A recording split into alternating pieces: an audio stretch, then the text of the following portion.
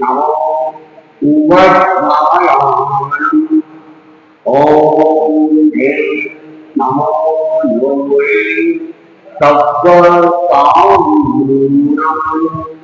ॐ हे नमो अरहन्ताम् ॐ हे नमो सिद्धाणम् ॐ हे नमो आर्यविनाशम् ॐ हे नमो उवत्मायानम् ॐ हे नमो योगी सब्बकामूलम् एतो पंचनाकारो सर्वभावनाशय मंगलांचरसंकीर्तन परमं हवैमंगलम् परमं हवैमंगलम्।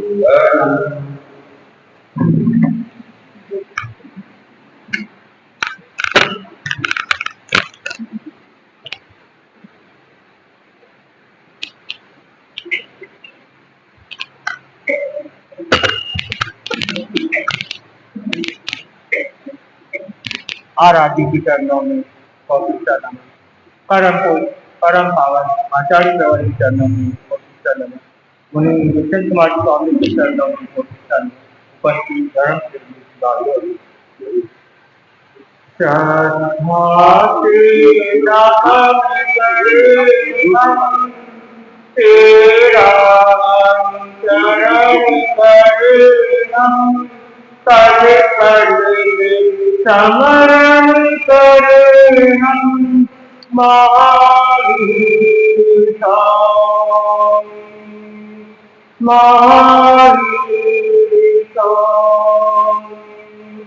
भौतिक सुख शोक संयम कभी अपनाया ममता तो आत्मा में जान लगाया जग को परिवार बनाया तूने का भेद मिटाया करुणा कारक दर्शाया महावीर का भीषण उपचार तुमने समता से ज्ञान किए सत की बात कर्मों का दहन किए गुण की गंगा में नाए कर सब दूर हट जाए जीवन हम सफल बनाए महावीर समता भावना का तुमने संदेश दिया था हिंसा के बीज मिटाओ तुमने उपदेश दिया था सोया संसार जगाया मन का गम जल को मिटाया भूले को कद दिखलाया महावीर दीनों दर्दों में तुमने आत्मिक विश्वास जगाया दुखित पीड़ित नानक ने अभिनव उल्लास जगाया शिक्षाए मंगलकारी गुण फूलों की फुलवारी हम सब हमारी महावीर श्रद्धा से नमन करे हम तेरा अनुसरण करे हम पल पल में समरण करे हम महावीर महावीर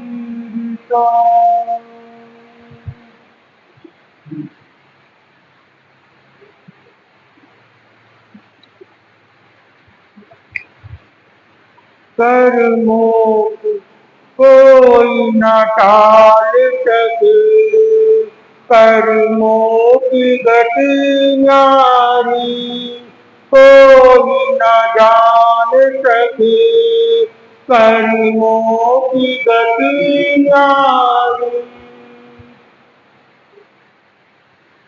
महारानी दमयंती जंगल में भटक रही है और मंदिर में रात अपना रात्रि उपचार करके और भयंकर दानव को अपने सूझबूझ से समझा के उसे मानव बना के उसे विदा कर दिया। अब दमयंती वहां से निकल अपनी मंजिल की ओर। ना तो उसे अपनी मंजिल का पता है ना कुछ। एक दिन मैंने वर्ष बीत गए, अपना अतीत को भूल गई और अपनी धर्म ध्यान साधना में लगी। ऐसे करते करते वर्षों बीत गए। जंगल की यात्रा करते करते कितने ही वर्ष थे। अब वो जंगल में रहने लगती है तो जंगलवासी आदिवासी लोग उससे परिचय हो जाते, उससे मिलना जुलना हो जाता। एक बार लेकिन उसका एक नियम था कि मैं जब तक 8 महीने का इंतजार करती थी, 4 महीने का प्रवास एक जगह ही करती। जैसे चतुर्मास लगता था, जैसे वर्ष चालू हो जाती थी और 4 महीने का प्रवास एक जगह करती। और एक बार वो 4 दिन के लिए वर्षा पवित्र हो सकती है और मेरे को लंबा प्रवास करना और अचानक बारिश इतनी भयंकर हो जाती है और उसे 4 महीने नहीं मिलता है तो पेड़ों के नीचे दिन निकालती है। उसके बाद वो अंतिम 4 दिन वहां रहने लगता है। थोड़े दिन बाद चतुर्मास लग जाता है। उसका क्रम बना हुआ था चतुर्मास में त्याग, तपस्या, ध्यान, जाप, स्वाध्याय और वो अपने ध्यान जाप स्वाध्याय अपने लीन रहती। और जब कभी अवसर मिल जाता थोड़ा आस पास में घूम के आ जाती, वापस आकर अपने स्थान पे अपना प्रवास करती। अब आदिवासी लोग से जानने लग गए थे कि ये कोई पराई नहीं है, ये तो अपनी है। तो आते जाते आदिवासी लोग उससे मिलते थे और उससे बातचीत करते थे, तो उनको भी अच्छा लगता आदिवासी लोगों को। और ये प्रेरणा को धर्म की बातें सुनाते और आदिवासी लोगों को भी अच्छा लगता धर्म की बात। और वो ज्यादातर 5 चीजों पे देखी, 5 महारतों पे देखी,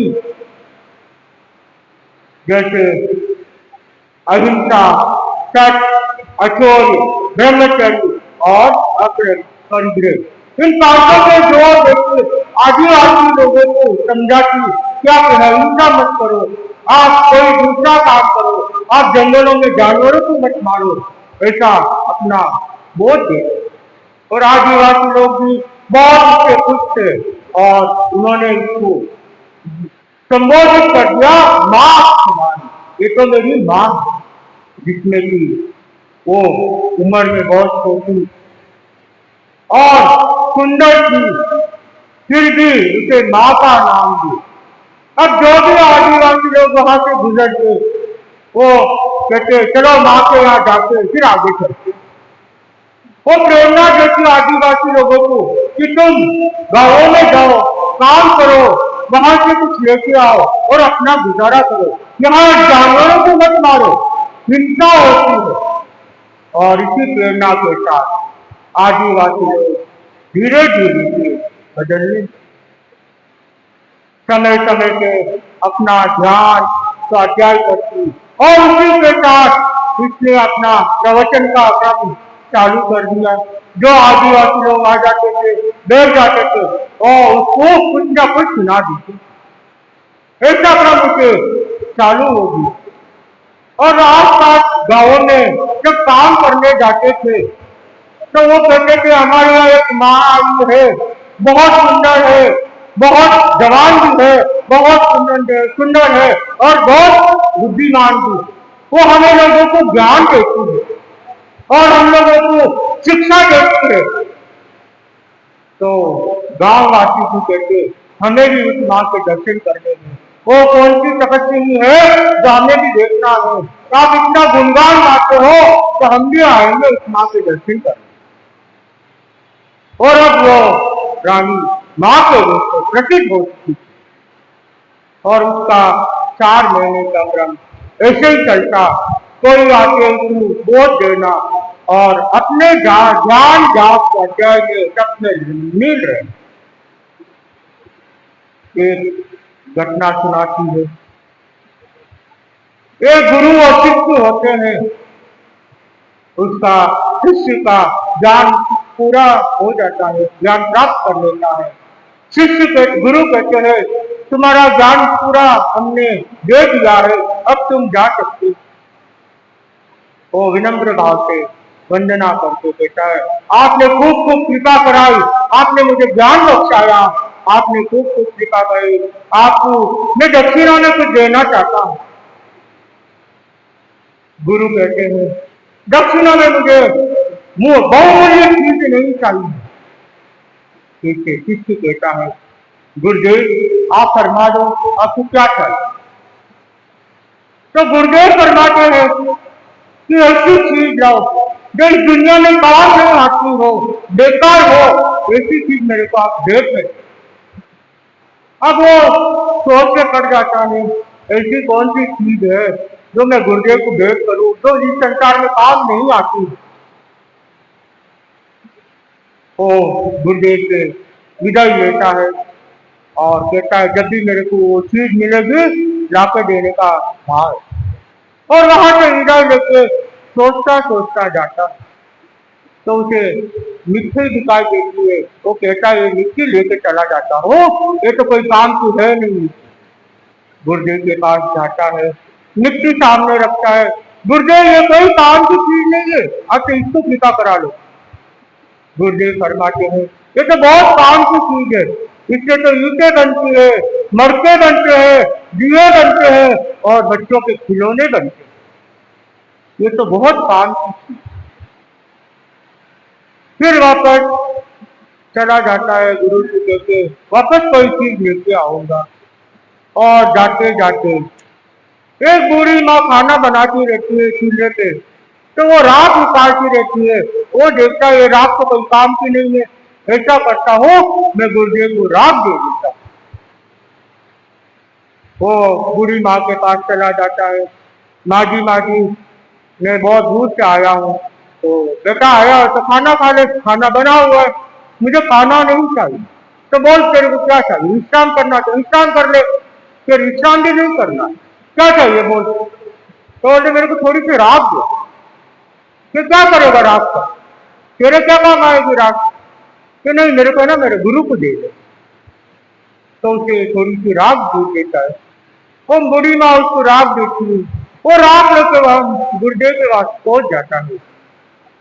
विनम्र भाव से गुरुदेव को वंदना करके कहता है गुरुदेव इस बार तो मैं जो काम नहीं आती वैसी चीज लाया हूँ। गुरुदेव पूछते क्या लाए हो, तो कहते मैं राख लाया हूँ, राख कोई काम नहीं आती। गुरुदेव कहते हैं राख भी बहुत काम की चीज है, संतों के लोट करने काम आती है, गृहस्थों के ढोल पानी करने में काम आता है, कोई बर्तन भी मारता है उससे, और राख बहुत काम की। वो वापस चिंतित कर जाता है गुरुदेव को ऐसी कौन सी चीज दूं जो काम संसार में काम भी नहीं आती हो। ऐसा सोचते सोचते वो वहीं बैठ जाता है।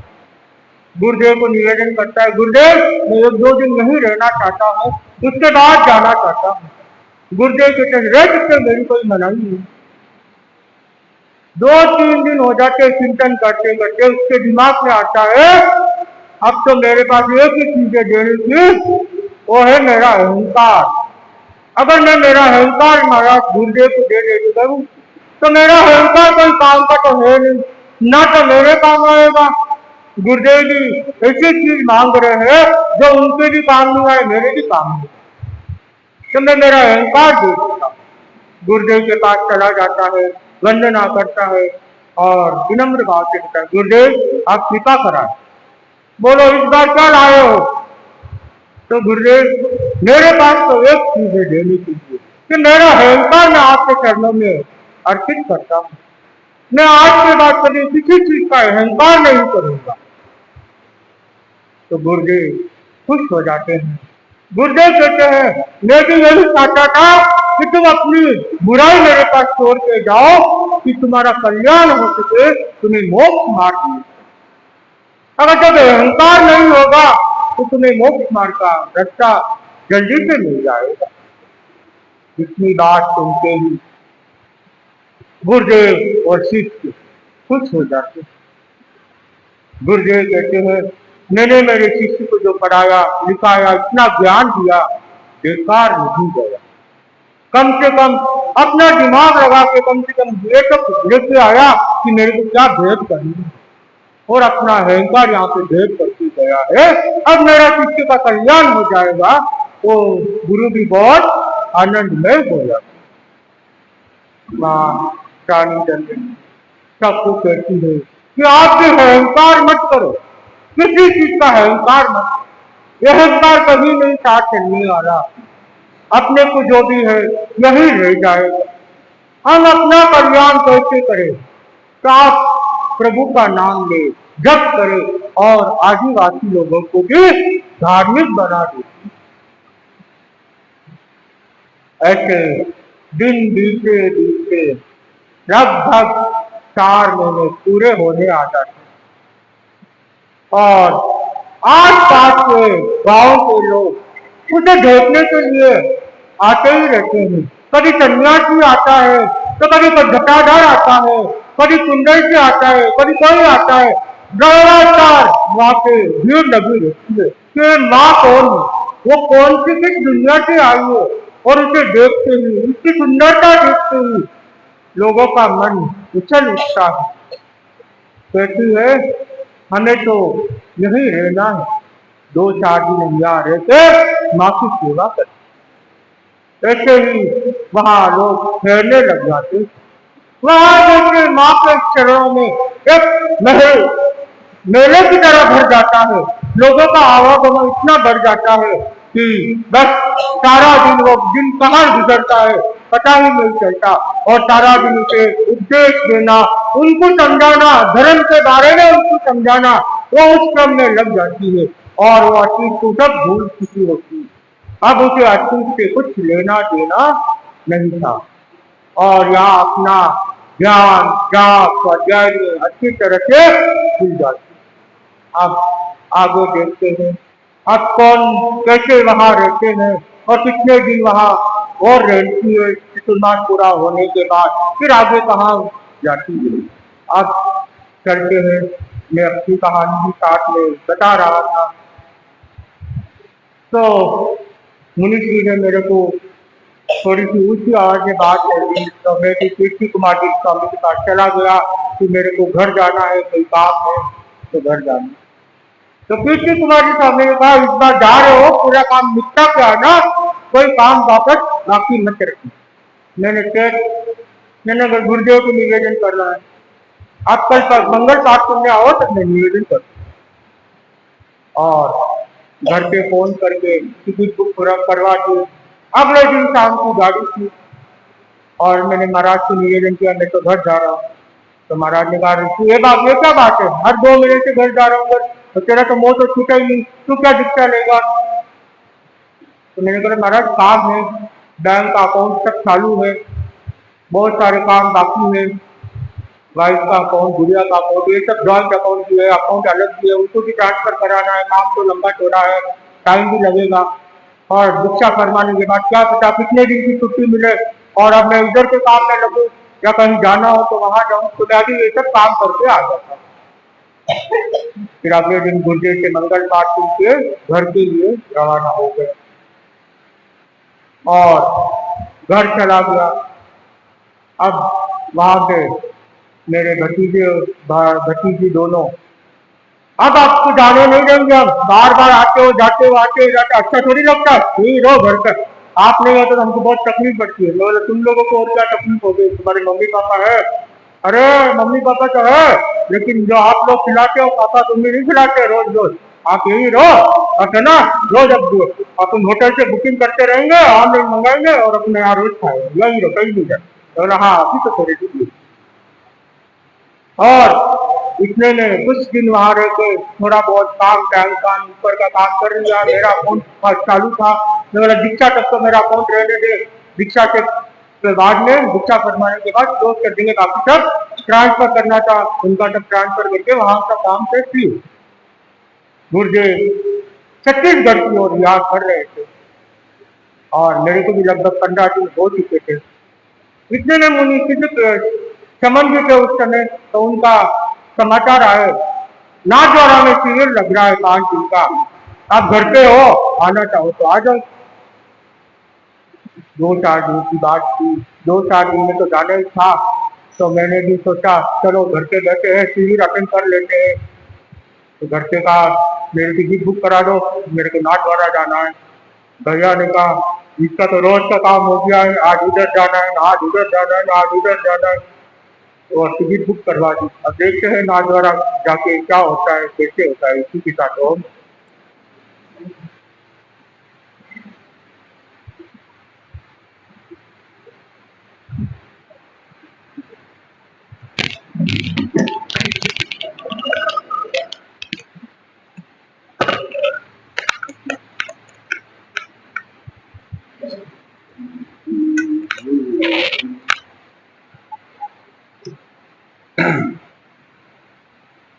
यदि लैके तन्नै मुकुर इव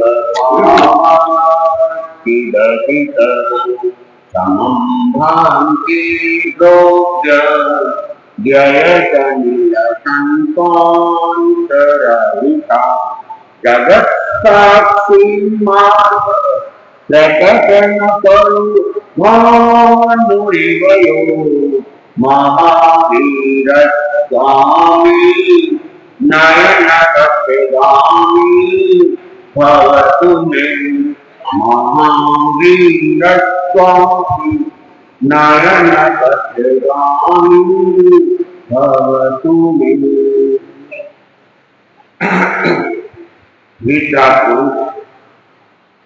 भगवान महावीर को सब वंदना।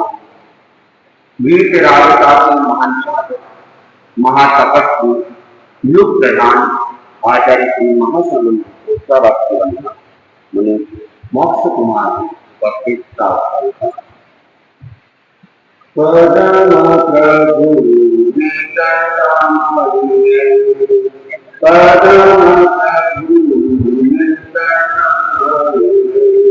मेरे पिता प्रभु प्रभु परम पिता प्रभु परम पिता सैन्यानि तो मिल पाया तो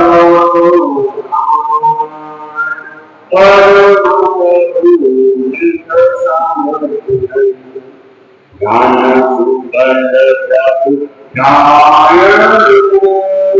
पाया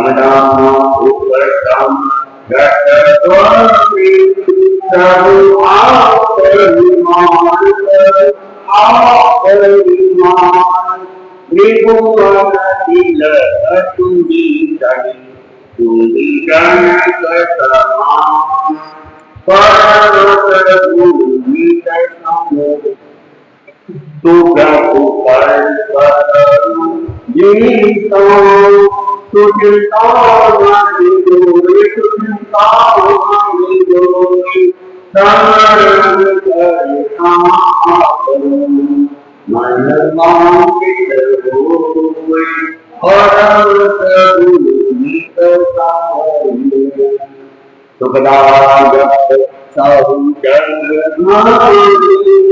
कोई जनाया कोई जनाया शरण आगो पूजता कोई परम कृपा परम प्रभु समये गुणगाथा मन बहरे सुख संपत्ति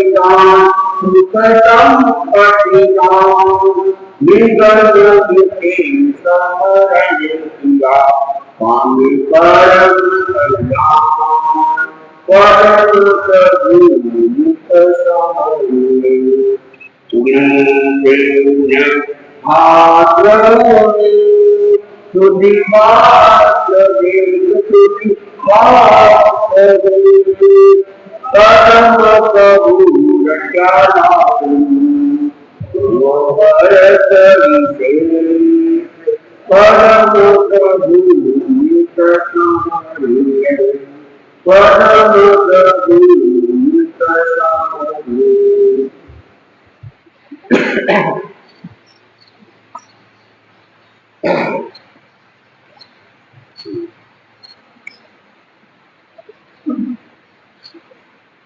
गाथा धर्म कथा का पहला अध्याय और सम्राट स्वयं के यहाँ पुत्र का जन्म हुआ और सम्राट स्वयं प्रसन्नता के अंदर अब बच्चे का जन्मोत्सव मना रहा है। शरणम तत्त अम्मा पीड़ो करने दिवसे कीर्ति पड़ियम करें चिकित्सीय दिवसे जागरूकम करन्ति तत्ये दिवसे चंद सूर दंश नियम करें एवा में निवर्ते अपूर्जाय कम करने संपत्ते भारताय विपुलम असंकान काइन क्रमम उखरा व्यक्ता नित्यनाय नियग शयन संबंधी परिगणम बलम च बहेव गणनायक दंडनायक रायसर तलवर मांडवीय ओडुभ्य मंत्री महामंत्री गणज लोवरिय अवच्छ केड़ किलमत्त नगर निगम पेट्टी सेनावे सत्तावाह कूले संधिवाले आमी पेटू तो बच्चा नाया कई बलिकम्मा कई गौवांगुला पायकुत्ता शब्दालंकार विभूतिया महालयंतु ओय मंडपम तम विपुलम अस्नम पारि कैमम कैमम नित्य नाय नियत शयन संबंधी परिणहि बलेंस बहुनियम गणनायक राइस तलवर मांडवीय ओडुभ्य मंत्री महामंत्री गणक सवारी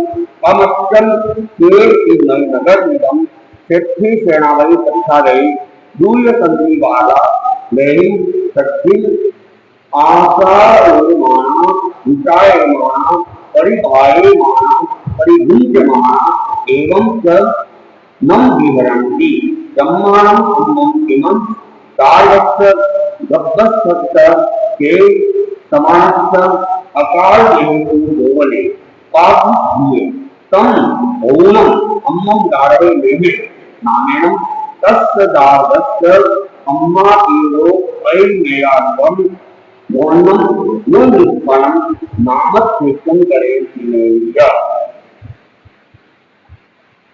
तो अब बालक के माता पिता ने पहले दिन कुल मर्यादा के अनुरूप जन्मोत्सव को मनाया। दूसरे दिन रात्रि जागरण किया तीसरे दिन शिशु को चांद और सूरज के दर्शन करवाए। इस प्रकार अशुचि जात कर्म से निवृत्त होने तथा 12वें दिन के आने पर विपुल असन पान खाद्य और भक्ष्य तैयार करवाए। तैयार करवाकर मित्र जाति निजक स्वजन संबंधी और परिजनों को सेना तथा पुरुष में गणनायक दंडनायक राजा ईश्वर तलवर मानविक कौटुंबिक मंत्री महामंत्री लेखापाल गवारे अमात्य सेवक राजा के आसपास रहने वाले तथा नगर निगम सृष्टि सेनापति शास्त्रा दूत और संधि पालों को आमंत्रित किया।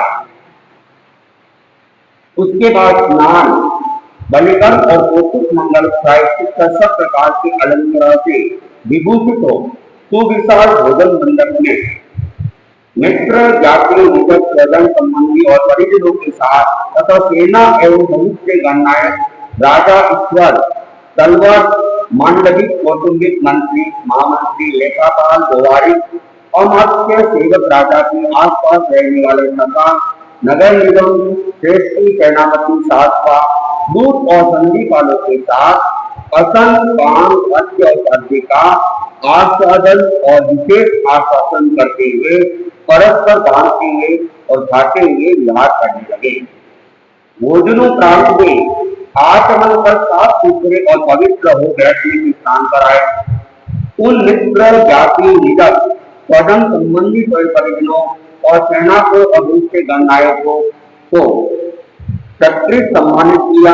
उन्हें सत्कृत सम्मानित का इस प्रकार कहा क्योंकि हमारा ये बालक जब गर्भ में था तब अकाल मेघ का बहुत उत्पन्न हुआ था, इसलिए हमारे बालक का नाम मेघ है। इस प्रकार माता पिता ने उस बालक का गुणानुरूप मेघ नाम रखा। तो सम्राट श्रेणी और महारानी भारी ने उन्होंने क्या किया, पूरे परिवार के साथ बालक का जन्मदिन मनाना चालू किया और पहले दिन उनकी जो भी कुल मर्यादा थी उस कुल मर्यादा के अनुसार उन्होंने जन्मोत्सव मनाया था। दूसरे दिन रात्रि के अंदर जागरण किया और तीसरे दिन बालक को क्या करते हैं, चांद और सूरज के दर्शन करवाते हैं और इस प्रकार 11 दिन तक उन्होंने जन्मोत्सव का ये क्रम मनाया और 12वें दिन उन्होंने क्या रखा, खाना रखा, भोजन रखा।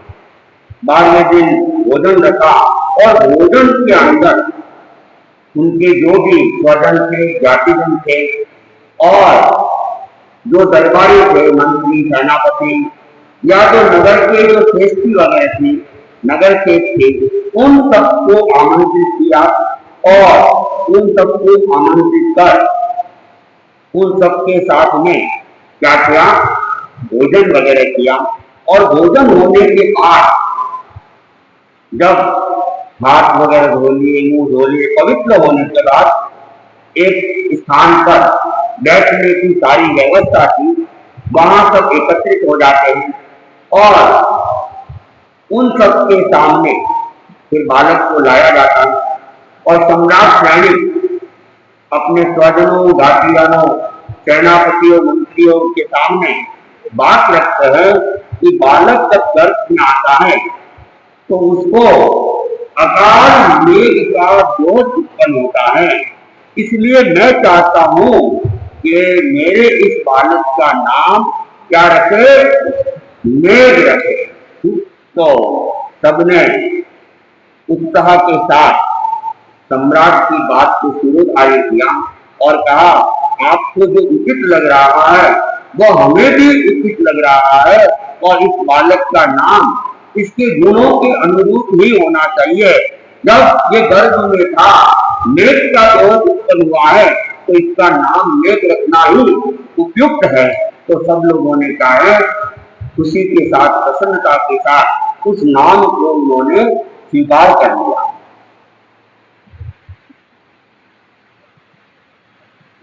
तैरम से मेघ तुम्हारे पंच दाई परिकैय अन्नाय भूय विद्याय इलाय वामि वर्धिनि पक्विनि बहुपुनि जोनियाय पन्नुयानि इसिलियाय सारुगुणाय लासियाय लौकियाय दालिनि चीलिनि आर्दिनि पुलिंदिनि पक्कलिनि बहुलिनि मुरुंदिनि सबरिनि पार्थिनि नाना देशिनि विदेश परिमंडियानि इंद्य विंत्य परिक्षय दियान्यानि प्रवेश नैवत् दैय येसाई न्यून कुशलाई न्याय हत्ताओ हत्तम सहृज्यमानो अंताओ अंतम परिविद्यमानो परिविद्यमानो ऊवलाल विद्यमानो ब्रह्मंत मणिकोट्टिम मंदिरति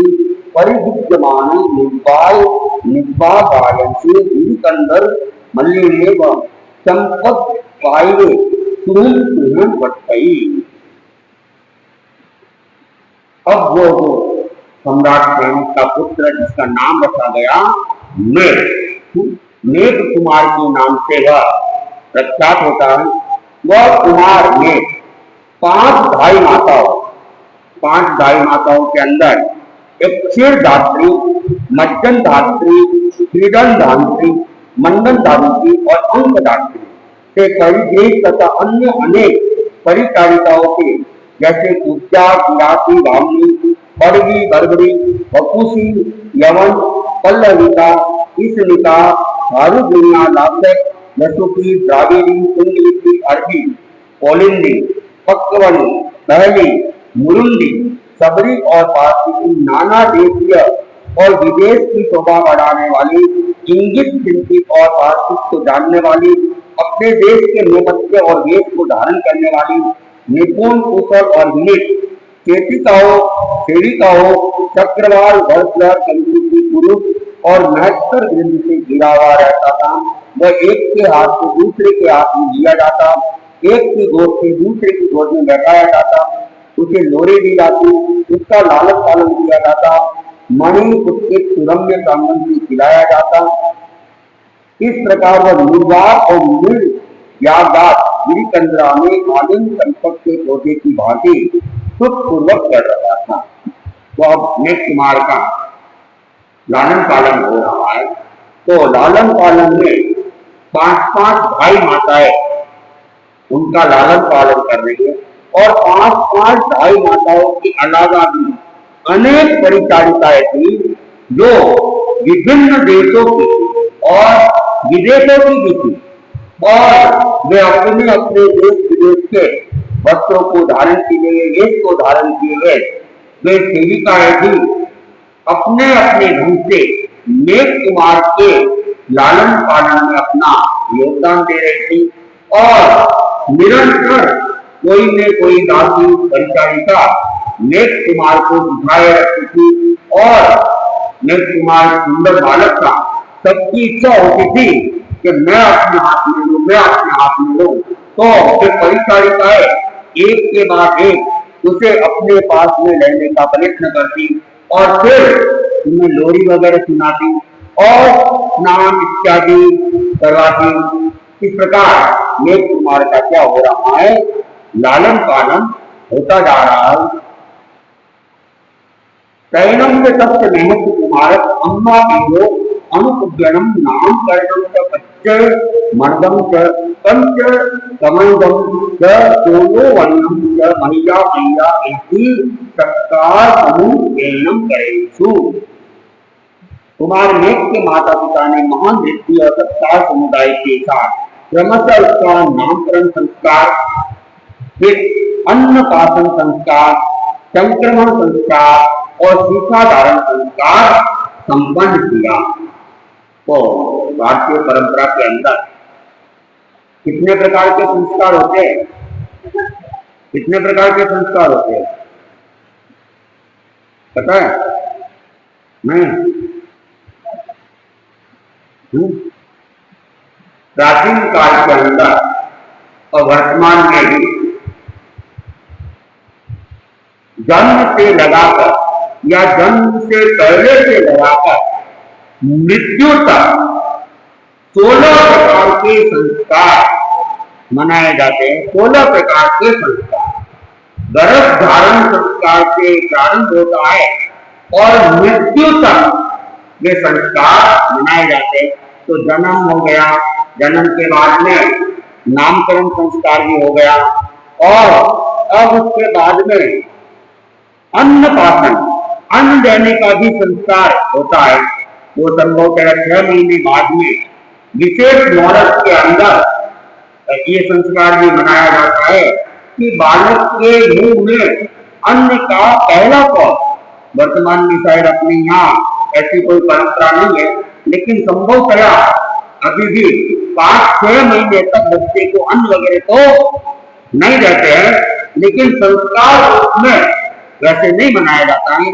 लेकिन सनातन परंपरा में आता है, और शायद हो सकता है सनातनी लोगों के वहां भी आज भी ये संस्कार के 6 महीने के बाद में या जब भी मतलब उसका भी मुहूर्त होता है, मुहूर्त को देख के ही और सबको इकट्ठा करके फिर मुंह में खीर है या और कोई उसके मुंह में दिया जाता है।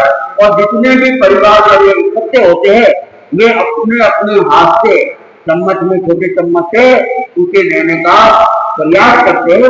उसके बाद ही उसे भोजन वगैरह करवाया जाता है। जब तक अन्नपासन संस्कार नहीं होता है तब तक उसे भोजन अन्न वगैरह खिलाया नहीं जाता है। तो इस प्रकार अनेक तरह के संस्कार है। सूखाधारी का भी संस्कार होता है, और स्कूल में जब पढ़ने के लिए जाना होता है तो विद्या अर्जन का भी संस्कार होता है। आजकल ये संस्कार भी लगभग खत्म हो गया। बस जब कभी स्कूल का टाइम हुआ एडमिशन करवा दिया और स्कूल भेज दिया। लेकिन पुराने जमाने में विधिवत मुहूर्त के साथ और राजगुरु को पूछ के वो क्या करते थे, विद्या संस्कार का प्रारंभ करवाया जाता था।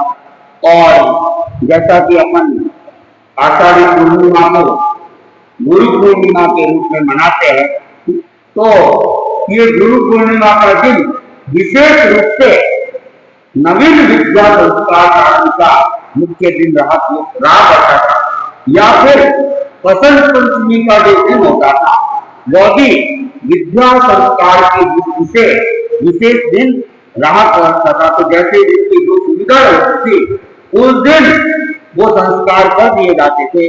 तो इस प्रकार अनेक प्रकार के जो संस्कार, शिक्षा धारण करने का भी संस्कार होता था।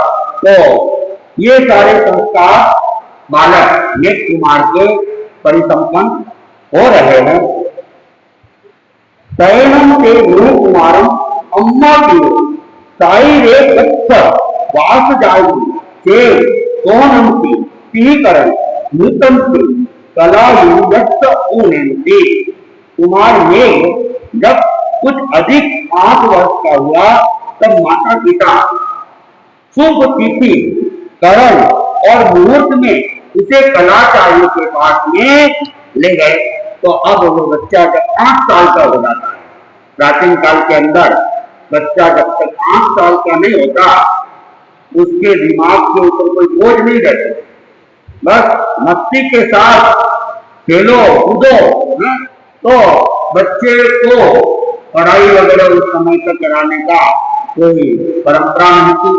जब बच्चा 8 वर्ष का हो जाता था तब विशेष मुहूर्त, शुभ मुहूर्त के अंदर उसे जो पढ़ाने वाले कलाचार्य गुरु होते थे उसके पास में उसको ले जाते थे।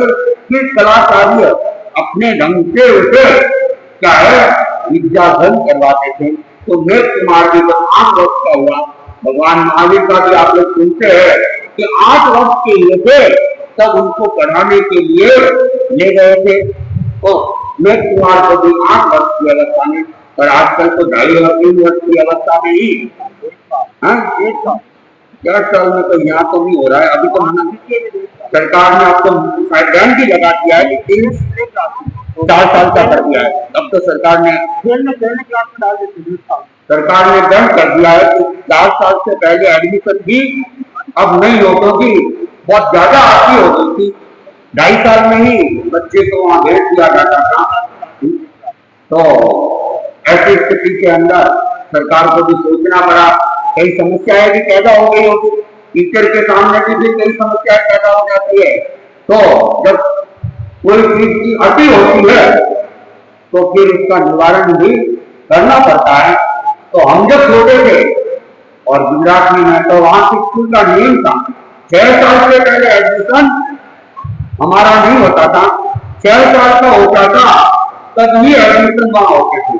और मेरा तो योग से योग 6 साल में भी नहीं हुआ। वो टीसी यहाँ से बनवानी थी, बाड़मेर जिला लगता था, छुट्टियों में आए उसने ध्यान दिया नहीं और वहां चले गए और वहां एडमिशन करवाने गए तो यहाँ का सर्टिफिकेट वगैरह कई चीजें मांगी। पिताजी ने ये तो हमारे पास नहीं है, तो फिर एडमिशन हुआ ही नहीं। पिताजी ने कहा अगले साल ही कराएंगे। उस जमाने में 2.5 दिन आने जाने के, 2.5 दिन बाकी। आजकल तो शाम को बैठते सुबह पहुंच जाते हैं। तो फिर 1 साल और लेट एडमिशन मेरा हो गया था। 7 साल का हुआ तब जाके कहीं मेरा एडमिशन हुआ था। तो मिस कुमारी जब 8 साल का होता है तब उनका वो कलाचारी के पास में ले गए और कलाचारी किस प्रकार में आगे पढ़ाते हैं तब हम आगे सुनेंगे। धनत कुमार चक्रेश्वरी देवी के मंदिर के अंदर चला जाता है और वहां पे क्या करता है, गुणगान से वह भक्ति करता है। द्रव्य पूजा नहीं करता, भाव पूजा करता है।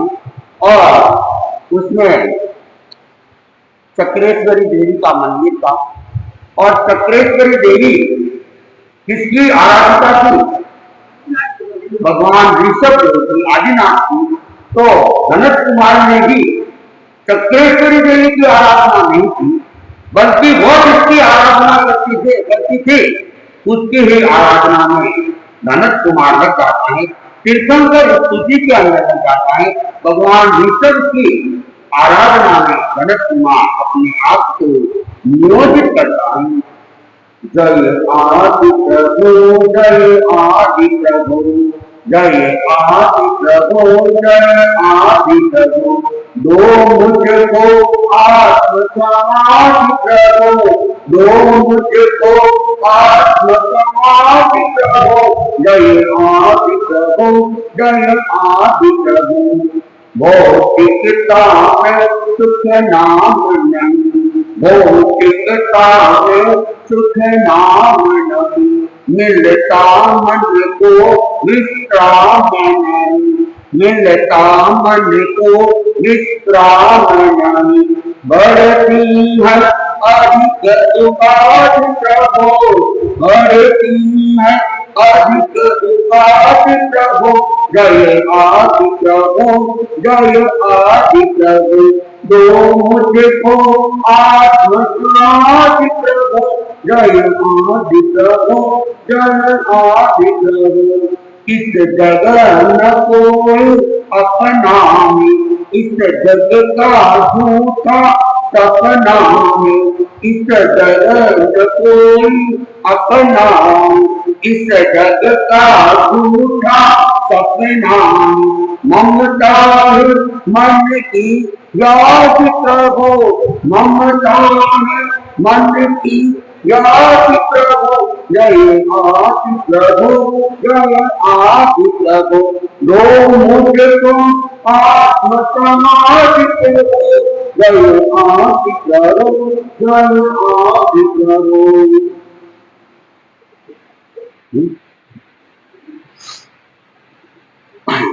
तो जनक कुमार आदिनाथ भगवान की स्तुति कर रहा है और कह रहा है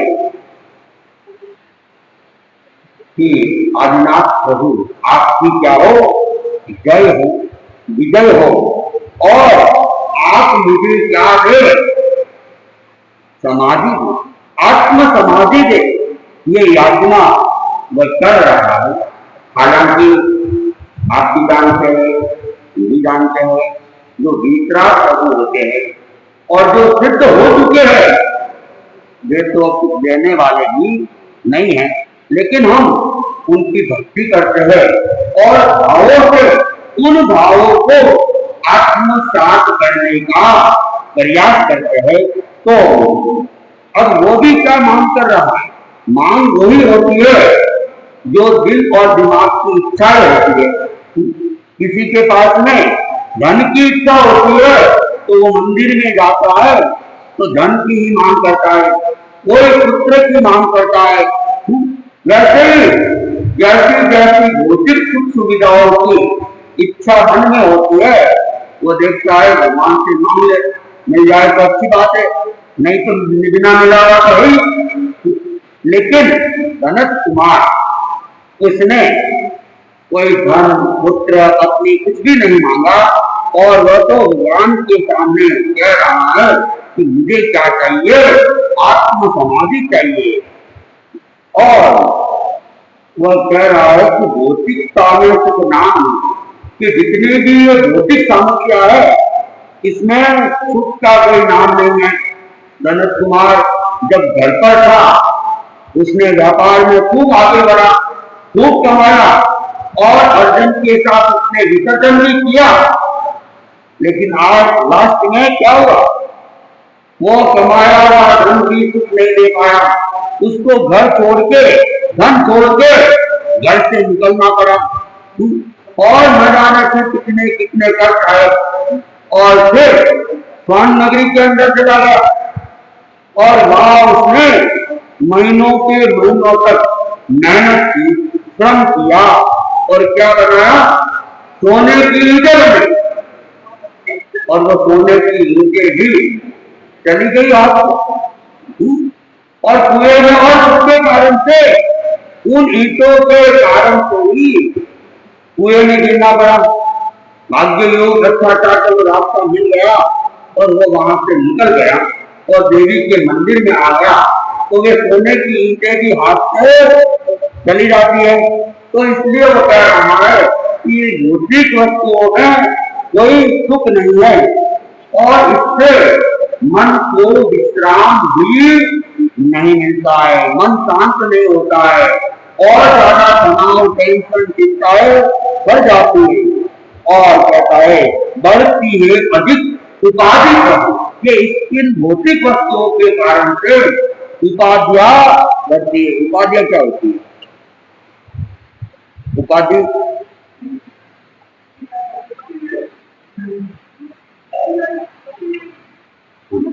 उपाधि एक तो वो आप लोग विद्या विचारक करते तो उपाधि मिलती है ना, वो तो नहीं है ना। हाँ हाँ, वो उपाधि नहीं है। हाँ, उपाधि का मतलब है भावनात्मक समस्याएं पैदा होना, चिंता, जो भावनात्मक रूप से व्यथित होता है या ये कहे भावनात्मक रोगों के अंदर ये जो ऊपरी उपद्रव जो चालू हो जाते हैं वो भी उपाधि ही है।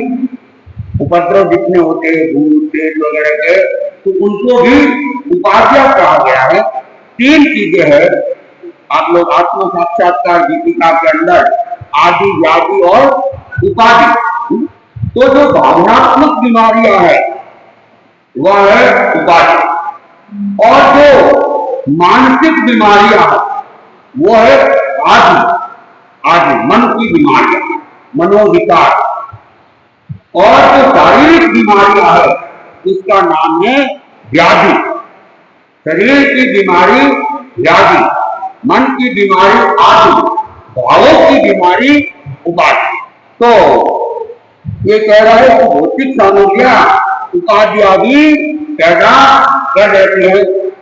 और फिर वह आगे कह रहा है भगवान को कि इस जगह कोई अपना नहीं है, कोई भी अपना नहीं है और ये जग भी क्या है?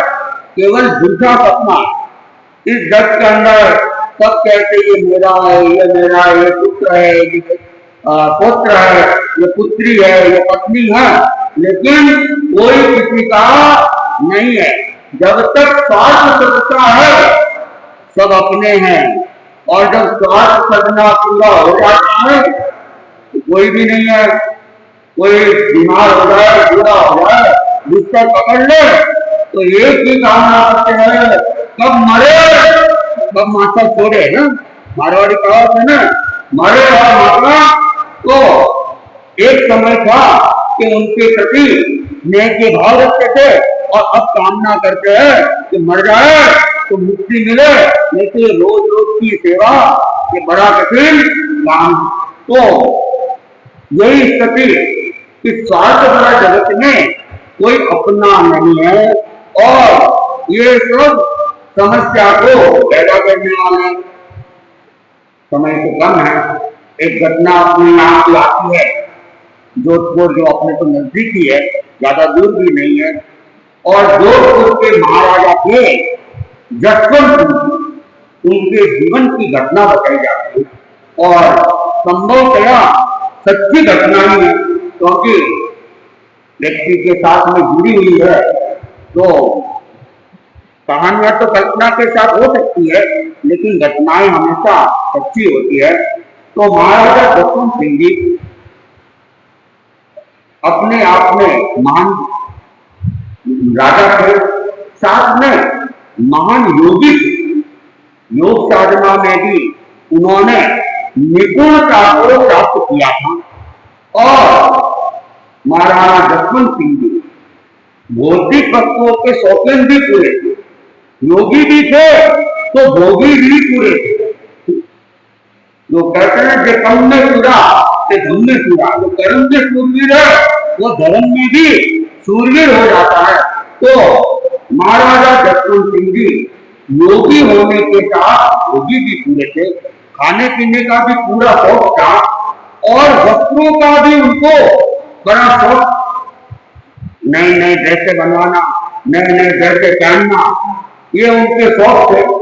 तो एक बार महाराजा जसवंत सिंह जी ने चिंतन किया, बुढ़ापा आ गया होगा, तब सोचा कि अभी मैं जीवित हूं और मैं अच्छे से अच्छे वस्त्रों को धारण करता हूं, लेकिन जब मेरी मृत्यु हो जाएगी तब भी मैं अच्छी ड्रेस धारण करूं, उसके लिए मैं क्या करूं, पहले से ही अपनी पसंद की ड्रेस तैयार करवाऊं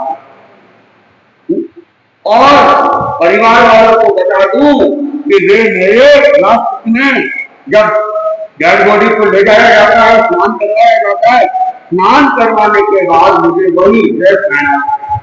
तो जसवंत सिंह जी ने दर्जियों को बुला लिया और दर्जियों ने कहा, एक अद्भुत और नई ड्रेस तैयार करो, और जिसके अंदर हीरे पत्ते माणक मोती जड़े हुए हो, धन की कोई कमी नहीं है, लेकिन ड्रेस एकदम अद्वितीय होनी चाहिए, जैसी कभी कहे हुई।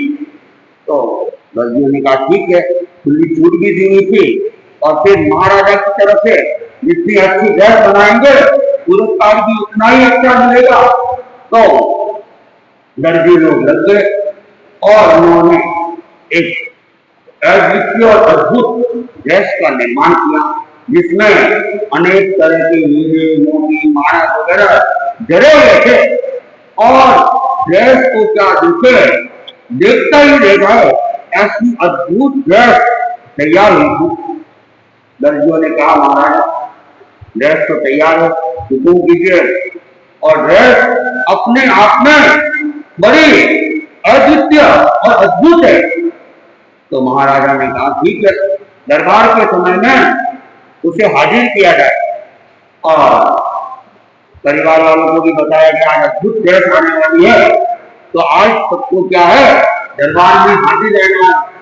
तो दरबार में सब हाजिर हो गए, दर्जी लोग आए और उन्होंने ड्रेस को खोल के दिखाया, और ड्रेस को देखा, महाराजा जसवंत सिंह जी का मन एकदम प्रसन्न हो गया, खुल गया, अरे वाह, और ललचा गया कि ड्रेस को तो मैं अभी ही धारण करके राज सिंहासन पर बैठ जाऊं, लेकिन अपने मन को संयमित कर दिया कि नहीं, ये तो मेरे जीवन की अंतिम ड्रेस है, उसको तो क्योंकि कहते हैं कि लास्ट वाले ड्रेस अबोध पहनाते हैं, जो पहले पहनी हुई है उसे कायर नहीं पहनाते हैं। तो विशेष परिस्थिति हो जाए तो बात अलग है।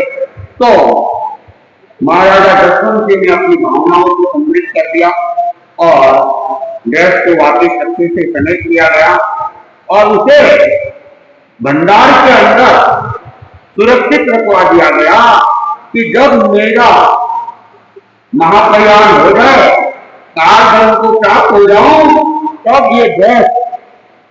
और उसके बाद में मीटिंग की गई, महारानी, राजकुमार, महामंत्री, कुछ विशिष्ट व्यक्तियों के सामने महाराजा ने कहा, ड्रेस आप लोगों ने देखी है, ड्रेस को भंडार में रखवा दिया गया है और ये ड्रेस मैंने अपनी मृत्यु के बाद में जो अंतिम ड्रेस पहनाई जाती है उसके लिए तैयार करवाई है। तो आप लोग, क्योंकि इस समय मैं तो स्वतंत्र नहीं रहूंगा, लेकिन मेरी ये जो इच्छा है उस इच्छा को आप लोगों को पूरा करना। तो सबने कहा, महाराज ये छोटी सी इच्छा, आप तो इससे बड़ी भी इच्छा बताएंगे, आपकी इच्छा पूरी हो जाएगी। महाराजा ने, राजकुमार ने, मंत्रियों ने, सबने स्वीकृति दे दी और किसी के मन में कुछ भी नहीं, कोई बात नहीं, राजा की इच्छा है, कहना देंगे। कुछ समय बीत गया और महाराजा जसवंत सिंह जी के दिमाग में आया कि ड्रेस बड़ी अद्भुत है, ये लोग मुझे पहनाएंगे कि नहीं पहनाएंगे, कोई भरोसा नहीं है। ऐसा उत्पन्न हो गया तो महाराजा जसवंत सिंह ने देखा मुझे परीक्षा करनी चाहिए। तो उन्होंने कहा कि योगी तो भाई श्वास चढ़ाने की विद्या उनको सीखी हुई थी और कोई विशेष साधक भी जैसी विद्याओं को सीख सकता है कि श्वास चढ़ा के गिर जाए, मरे हुए के समान ही होता है।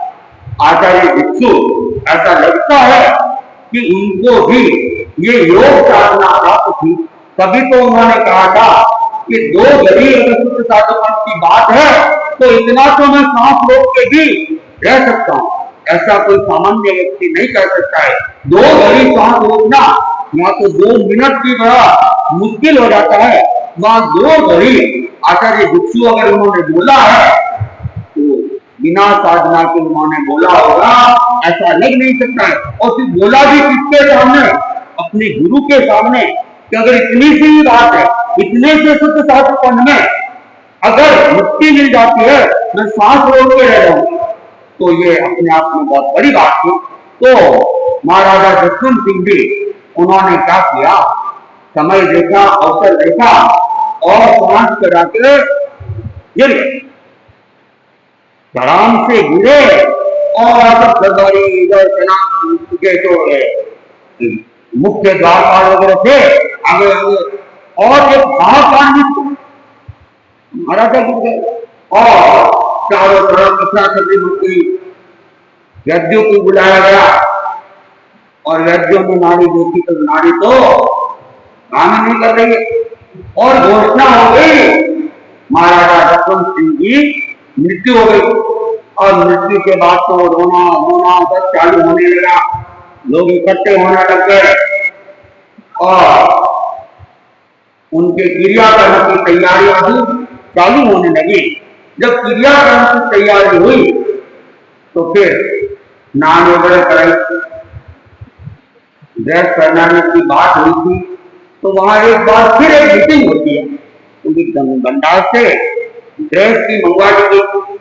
लेकिन ड्रेस मंगवाने के बाद में मंत्री ने सोचा कीमती ड्रेस है और ये पहनाई जाएगी, आग में जल के राख हो जाएगी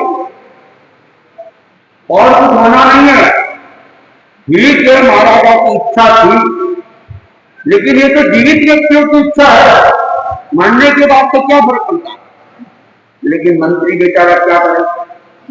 उधर महारानी सोच रही थी कि ये अद्भुत ड्रेस पहनाएंगे, क्या होगा, रात में मिल जाएगी। ये तो मेरा बेटा राजकुमार जब राज सिंहासन पर बैठे, उसका राज तिलक हो, उस दिन पहने तो इस ड्रेस भी क्या है, सम्मानित हो जाएगी और मेरा बेटा भी अच्छा लगेगा। राजकुमार भी मन में यही सोच रहा था। सबके मन विचार बदल गए। आखिर कौन हिम्मत करे, बेटा कैसे कहे माँ ये ड्रेस तो मैं पहनूंगा। और माँ भी सोच रही थी कि अगर मैं कुछ कहूंगी मंत्री लोग जाति जन क्या सोचेंगे, कि देखो कितनी स्वार्थी है। और राजा की एक अंतिम इच्छा थी। आखिर सब बोलना कोई नहीं चाहता था। मंत्री ने हिम्मत की, महारानी की, महाराजा की इच्छा थी। ड्रेस उन्होंने पहले ही तैयार की थी। आप कहेंगे तो कहना नहीं है, लेकिन मेरा एक सुझाव है कि इतनी देर की उनकी ड्रेस, ये तो राजकुमार राज सिंहासन पर बैठे उस दिन पहनेंगे तो ड्रेस की भी शोभा बढ़ जाएगी और राजकुमार की भी शोभा बढ़ जाएगी।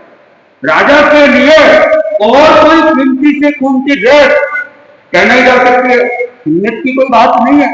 दूसरी भी कीमती ड्रेस पहनाई जा सकती है, लेकिन ये अद्भुत अलग ड्रेस, ऐसी ड्रेस तो कभी कभी बनती है। तो राजकुमार ने सोचा, मंत्री ने मेरे मुंह की बात कर ली। इधर महामंत्री ने भी सोचा, मंत्री ने, तो सबने निर्णय लिया कि आप लोगों का कहना उचित है और आप लोग अगर ऐसे सोचते हैं तो ठीक है, राजा जी को दूसरी कीमती ड्रेस पहना देते। नई ड्रेस मंगाई गई, अच्छी कीमती ड्रेस मंगाई गई और महाराजा को उस कीमती ड्रेस पहना दी गई। लेकिन जो महाराजा ने तैयार करवाई थी वो नहीं। अब स्नान वगैरह के बाद ड्रेस वगैरह पहना दी गई। अब और जो रस्में पूरा होने वाली थी, इतने में जसवंत सिंह जी ने टाइम बद होती है, उन्होंने उनका टाइम पूरा होने वाला था। उन्होंने अपना वो सांस नीचे उतारा और एकदम हिलने लगे और ये डरते और डरते ही सीधी नजर कहाँ जाती है, कपड़ों के ऊपर जाती है। तो क्या देखते हैं कि ड्रेस तो बदल दी गई है, लेकिन जो ड्रेस पहननी थी वो तो नहीं पहनी। और जसवंत सिंह जी कभी भी थे तो उनके मुख से निकल गया, खाया तो खो दिया, लीजा चाले हक, जसवंत कर पौधा लिया, माल गिराने हक। कि जो खाया है वो तो हमने खो दिया, जो दान में दिया है वही साथ जाने वाला है।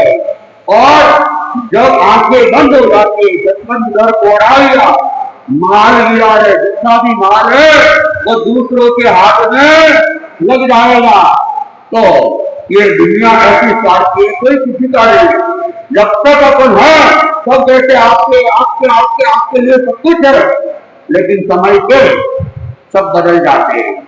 राजा की रानी भी अगर बदल जाती है, इतने बड़े घरानों में भी ये भावना आ सकती है, तो सामान्य को बात ही किया जाए। आज तो कहीं तो एक्स्ट्रा हो गया है। तो आज वो 15 अगस्त भी है, मुझे भी बोलना तो था, लेकिन मैं अपनी बात का तो नंबर करता हूँ।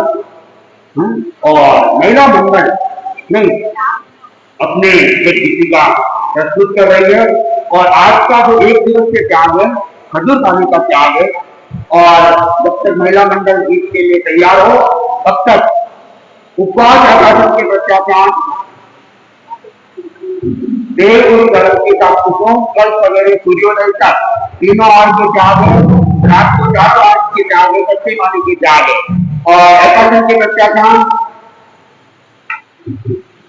देव धर्म की ताकतों, एक बार एक जगह 1 घंटे तक से ज्यादा खाने का त्याग है, रात को 4 आर्ज के त्याग है, कच्चे पानी के त्याग।